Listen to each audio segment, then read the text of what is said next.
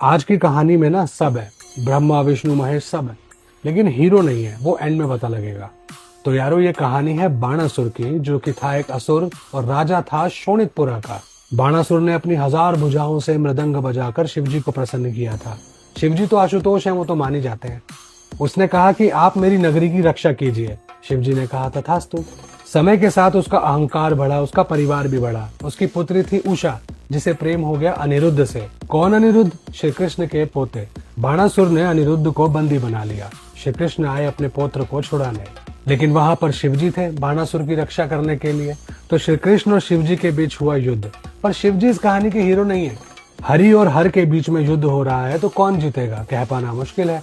श्री कृष्ण ने निद्रा का अस्त्र चलाया शिवजी पर। जैसे ही शिवजी सोए, श्री कृष्ण ने सुदर्शन चक्र से बाणासुर की भुजाएं काटनी शुरू कर दी। 4 भुजाएं बची थी। शिवजी जाग गए, कहा कि कृष्ण आप इसका संहार नहीं कर सकते। श्री कृष्ण ने कहा कि मैं तो वो वैसे भी नहीं करता, क्योंकि ये तो मेरे परम भक्त प्रहलाद का पुत्र है।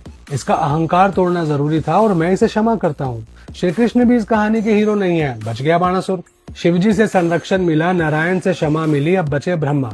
बाणासुर ने कुछ समय बाद की ब्रह्मा जी की कठिन तपस्या। बाणासुर ने कहा कि मेरी मृत्यु किसी भी देव, किसी भी असुर के द्वारा ना हो। अगर मेरी मृत्यु कभी हो तो वो किसी कुंवारी कन्या के द्वारा हो।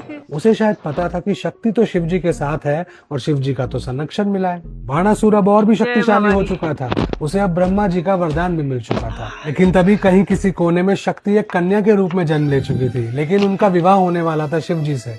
शिवजी अपनी बारात लेकर निकल चुके थे और अगली ही सुबह शादी थी। बाणासुर का अंत कैसे होगा? शक्ति का ये स्वरूप तो विवाहित होने वाला है। नारद जी ने एक चाल चली। उन्होंने मुहूर्त से पहले मुर्गे की बांग करा दी। पर नारद जी भी कहानी के हीरो नहीं है। शिवजी की बारात को लगा कि शायद मुहूर्त निकल चुका है और वो बारात लेके वापस चले गए। ये कन्या अब अविवाहित रह गई और क्रोधित हो गई। खैर, बाणासुर को पता लगा इस कन्या के बारे में। अपनी उमड़ती इच्छाओं और अहंकार की वजह से वो भूल गया कि शक्ति का स्वरूप अविवाहित कन्या भी तो हो सकती है, और वो अपनी नगरी से बाहर निकल गया, यानी कि शिवजी की प्रोटेक्शन से बाहर। जैसे ही बाणासुर ने उस कन्या को छूने की कोशिश की, उस कन्या के क्रोध की अग्नि से एक त्रिशूल उत्पन्न हुआ और बाणासुर का वध हो गया। उसी समय शक्ति के इस स्वरूप इस कन्या ने आजीवन वहीं बस जाने और कुंवारी रहने का प्रण लिया था। तो ये कन्या कहलाई कन्याकुमारी। मैंने कहा तो था इस कहानी में कोई हीरो नहीं है। इस कहानी में है नायिका शक्ति स्वयं। कितनी सुंदर और सोचने वाली बात है कि भारत के उत्तर में कैलाश में शक्ति विराजमान है पार्वती माता के रूप में, और दक्षिण में वही विराजमान है कन्याकुमारी के रूप में।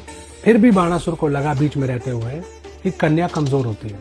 आप भी ऐसा सोचते हो क्या?